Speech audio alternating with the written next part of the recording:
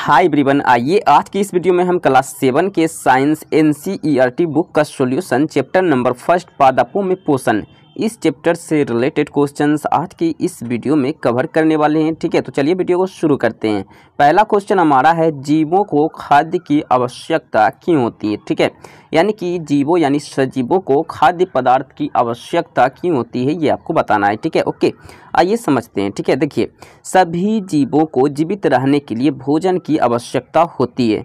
यह उन्हें विभिन्न गतिविधियों को यानी मूवमेंट को करने के लिए ऊर्जा देता है, एनर्जी देता है। ठीक है, सभी गतिविधियां जैसे कि घूमना हो गया, खेल कूद हो गया, अध्ययन करना हो गया यानी कि पढ़ाई करना हो गया, चलना दौड़ना आदि, इसी तरह और भी कार्य हो सकते हैं। ओके, इसी को ऊर्जा की आवश्यकता है। ओके, हमारे भोजन में मौजूद घटक जैसे कि कार्बोहाइड्रेट, ओके, कार्बोहाइड्रेट क्या करता है, हमें एनर्जी देता है। प्रोटीन हो गया, वसा हो गया, विटामिन हो गया और खनिज हमारे शरीर को ऊर्जा प्रदान करते हैं। ठीक है, यह हमारे शरीर के विकास के लिए, प्रोग्रेस के लिए भी महत्वपूर्ण होते हैं। ठीक है, तो ये हो गया इसके आंसर। ओके,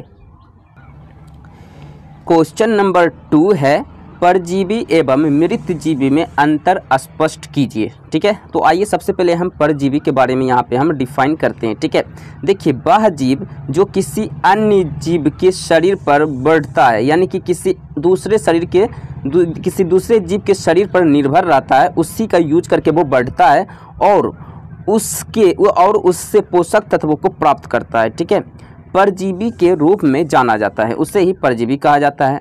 परजीवी का उदाहरण अमरबेल, ओके, ये इसके उदाहरण हो गए। ठीक है, अब चलिए बात करते हैं मृतजीवी की। ठीक है, तो जो जीव मृत या क्षयकारी कार्बनिक पदार्थों से पोषक तत्व प्राप्त करते हैं उसे मृतजीवी कहा जाता है। ठीक है, मृतजीवी के उदाहरण हो गए हैं कवक और बैक्टीरिया। ठीक है, कवक और बैक्टीरिया, ठीक है, यानी कि जीवाणु, बैक्टीरिया को हिंदी में जीवाणु कहते हैं। ठीक है, आइए क्वेश्चन नंबर 3 देखते हैं। ठीक है, क्वेश्चन नंबर 3 है, आप पत्ती में मंड यानी कि जिसे स्टार्च कहते हैं, ठीक है, स्टार्च की उपस्थिति का परीक्षण कैसे करेंगे। ओके, यानी कैसे हम इससे परीक्षण करके बताएंगे कि उसमें जो है स्टार्च प्रेजेंट होता है। ठीक है, आइए इसे हम यहाँ पे समझते हैं। ठीक है, देखिए, आपको करना क्या है, एक जैसे 2 स्वस्थ हरे पौधों को लेना है, यानी कि वो पौधा जीवित होना चाहिए, ऐसा नहीं कि वो सूखा होना चाहिए। ठीक है, एक पौधे को ले और उसे अंधेरे कमरे में रखें ताकि उसका सारा स्टार्च जो है निकल जाए। ठीक है, यहाँ पे आप स्टार्च लिखा हुआ है तो यहाँ पे स्टार्च कर दीजिएगा। ठीक है, स्टार्च क्या हो जाए,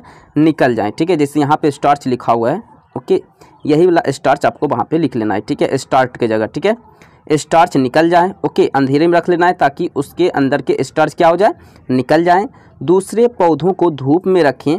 अब भी प्रत्येक पौधों से एक पत्ता लें। ओके, यानी कि दोनों पौधे से, जो अंधेरे में पौधे रखें उससे एक पत्ता लो, और जो प्रकाश की रोशनी में रखें, सूर्य के प्रकाश की रोशनी में, उससे भी आप एक पत्ता लो। ठीक है, और उन पर आयोडीन की घोल यानी कि नमक की घोल की कुछ बूंदें डालें। अंधेरे कमरे में रखें। पौधे की पत्तियों पर कोई नीला काला रंग नहीं दिखेगा। ओके, कोई नीला काला जो है रंग नहीं दिखेगा। यह स्टार्च की अनुपस्थिति को इंगित करता है, यानी कि और स्टार्च के ना होने को ये दर्शाता है। ठीक है, अनुपस्थिति मतलब ना होना। ठीक है, चलिए, अब नीला काला रंग सूरज की रोशनी में रखे गए पौधे की पत्तियों पर देखा जाएगा। ठीक है, यही प्रक्रिया अगर आप उस पत्ती पे करोगे जो पौधा सूर्य की रोशनी में रखा हुआ था, तो उसमें आप देख पाओगे ये सभी। ठीक है, यह स्टार्च की उपस्थिति को ये दर्शाता है, यानी इंगित करता है। ठीक है, चलिए क्वेश्चन नंबर 4 देखते हैं। क्वेश्चन नंबर 4 है, हरे पादपों में यानी हरे पेड़ पौधों में खाद्य संश्लेषण प्रक्रम यानी कि प्रोसेस, प्रक्रिया का संक्षिप्त विवरण दीजिए। ठीक है, आइए इसका हम लोग संक्षिप्त विवरण देते हैं। ठीक है, देखिए, प्रकाश संश्लेषण को उस प्रक्रिया के रूप में परिभाषित किया जाता है जिसमें क्लोरोफिल जो है पत्तियों में मौजूद होता है, हर एक पौधों की पत्तियों में। ठीक है, क्लोरोफिल युक्त पादप कोशिकाएं सूरज की रोशनी की उपस्थिति में कार्बन डाइऑक्साइड यानी कि CO2 और पानी यानी कि जल H2O का उपयोग करके कार्बोहाइड्रेट के रूप में भोजन और ऊर्जा यानी एनर्जी संश्लेषित करती है। ओके, संश्लेषित करती है।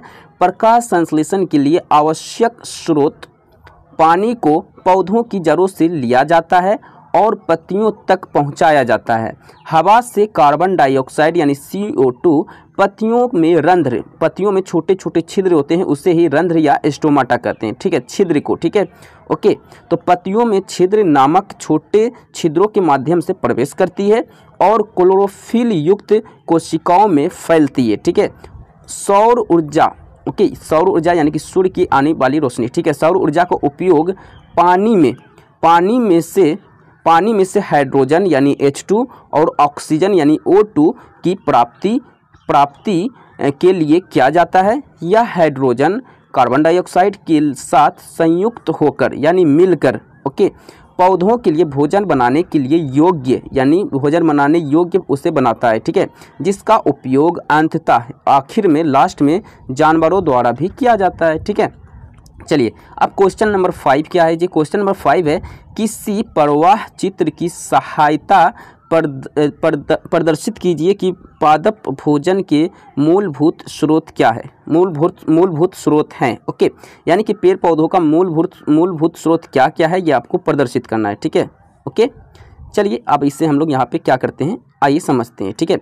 देखिए आपको क्या करना है, आपको किसी भी तरह क्या करना है, एक पौधा बना लेना है। देखिए पौधा कैसे बनाओगे, यहाँ जैसे फिगर में बना हुआ है इस टाइप का तो नहीं बनेगा, लेकिन आप चाहो तो इस तरह बना सकते हो, ठीक है। देखिए आप इस तरह, एक मिनट, ये आपने बना लेना है। थोड़ा सा टेढ़ा मेढ़ा भी बनाओगे चलेगा, क्योंकि डंटी जरूरी नहीं कि सीधा वो पेड़ का, ठीक है, ओके। अब क्या करना है आपको, इस तरह जो है किसी तरह का जो फूल का जो है यहाँ पे फिगर आपको बना देना है और यहाँ पे इस तरह क्या करना है, पत्ती को दर्शा देना है, ठीक है। पत्ती आप जैसे बनाते हो पेड़ का पत्ती बना लेना, ठीक है, 1-2 पत्ती बना लेना, ठीक है, ओके। अब यहाँ पे आपको करना क्या है, ये पेड़ आपने बना लिया, यहाँ पे कुछ जड़ें दिखा दिया आपने, ठीक है, ओके। अब देखिए यहाँ पे करना क्या है, पत्ती पे क्या होता है, पौधे जो होते हैं कार्बन डाइऑक्साइड अवशोषित करते हैं यानी कि लेते हैं। तो यहाँ पे देखिए कार्बन डाइऑक्साइड लिखा हुआ है और यहाँ पे तीर का निशान इस तरह किया हुआ है, ठीक है, यानी कि कार्बन डाइऑक्साइड ये ले रहा है। और सूर्य की यहाँ पे सूरज आपको बना लेना है, ओके। यहाँ पे देखिए सूर्य जो है इस तरह पेड़ के पास सूरज इस तरह बना लेना है और सौर ऊर्जा जो है सूरज से हमें प्राप्त होता है, तो सौर ऊर्जा इस तरह आपको लिख देना है। और पत्तियों में क्लोरोफिल मौजूद होता है, तो यहाँ पे पत्तियों में इस तरह क्लोरोफिल आपको लिख लेना है। और नीचे जो जड़ में है जल और खनिज लवण मौजूद होता है, तो ये भी आपको दर्शा देना है, ठीक है, ओके। और ये जो है ऑक्सीजन जो है पत्तियों से ये बाहर निकालता है पेड़ पौधे, ठीक है। तो इस तरह ऑक्सीजन को जो है इस तरह इस तीर से इस तरह बाहर करके दिखा देना है, ठीक है। तो इस तरह आपको फिगर अच्छे से बना लेना है, ठीक है। क्वेश्चन नंबर 6 क्या है, रिक्त स्थानों को भरे यानी कि पूर्ति करे, ठीक है। आइए इसे हम करते हैं, ठीक है। देखिए पहला है को नंबर, क्योंकि हमारे पादप यानी पेड़ पौधे अपना खाद्य स्वयं बनाते हैं, इसलिए हम उसे क्या कहते हैं, स्वपोषी कहते हैं, ओके। स्वपोषी तो उसे ही कहते हैं ना, जो अपना भोजन खाद्य पदार्थ जो है खुद से बनाए, किसी दूसरे पर निर्भर ना रहे, ठीक है। इसी का क्वेश्चन नंबर खो है, पादपों द्वारा संश्लेषित खाद्य पदार्थ का भंडार के रूप में किया जाता है, तो उससे क्या कहा जाता है, मंड कहा जाता है, ठीक है। क्वेश्चन नंबर गो, ओके। प्रकाश संश्लेषण के प्रक्रम यानी कि प्रक्रिया में जिस वर्णक द्वारा सौर ऊर्जा संग्रहित की जाती है उसे क्या कहते हैं, तो उसे क्लोरोफिल कहते हैं, ठीक है। इसी का घो नंबर है, प्रकाश संश्लेषण में पादप यानी पेड़ पौधे वायुमंडल से क्या लेते हैं, वायुमंडल से वो कार्बन डाइऑक्साइड यानी CO2 लेते हैं और जो है वो ऑक्सीजन को हमें देते हैं, यानी ऑक्सीजन का उत्पादन करते हैं, ठीक है। यानी ऑक्सीजन आपको लिख लेना है, ओके, और कार्बन डाइऑक्साइड लिख लेना है, ठीक है। यहाँ पे आपको क्या लिखना है, कार्बन डाइऑक्साइड, पहले वाला में आपको लिखना है कार्बन डाइऑक्साइड, ठीक है। ये क्या करते हैं, लेते हैं, ठीक है। और उत्पादन किसका करते हैं जी, ऑक्सीजन का। दूसरे नंबर में आपको ऑक्सीजन भर देना है, ठीक है।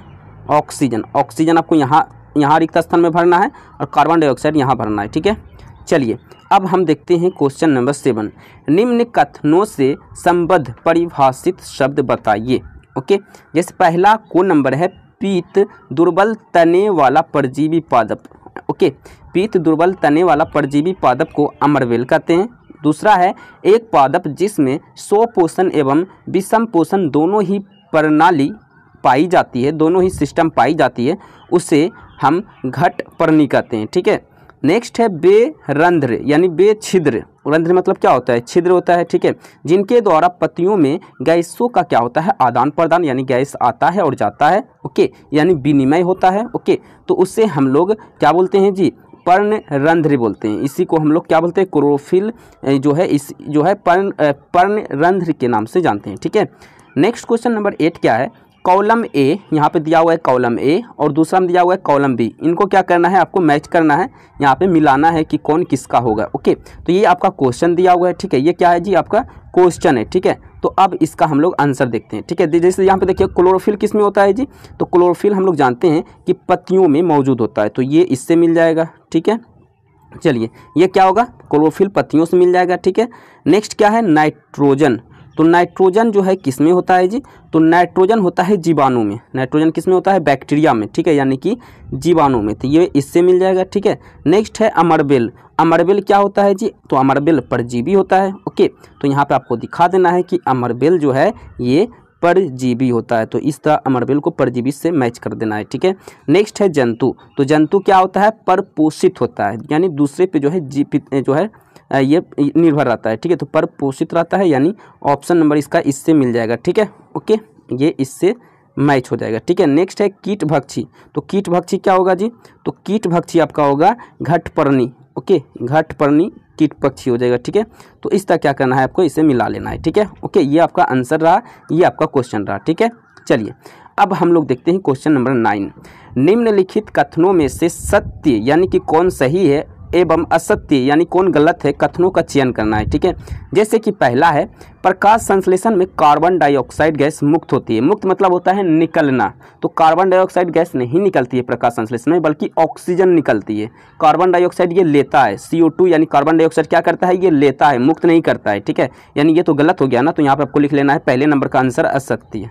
पहले नंबर का असत्य आंसर क्या हो जाएगा, पहले नंबर का यानी को नंबर का आंसर हो जाएगा असत्य। ठीक है, नेक्स्ट है, ऐसे पादप यानी ऐसे पेड़ पौधे जो अपना भोजन स्वयं संश्लेषित करते हैं मृतजीवी कहलाते हैं, तो बिल्कुल नहीं, तो वो तो स्वपोषी कहलाते हैं। ओके, तो ये भी क्या हो गया, खो नंबर का आंसर क्या हो जाएगा जी, ये भी हो जाएगा असत्य, क्योंकि ये गलत बोल रहा है बात। ठीक है, तो असत्य ये भी हो जाएगा। ठीक है, नेक्स्ट है, प्रकाश संश्लेषण का उत्पादन प्रोटीन नहीं है।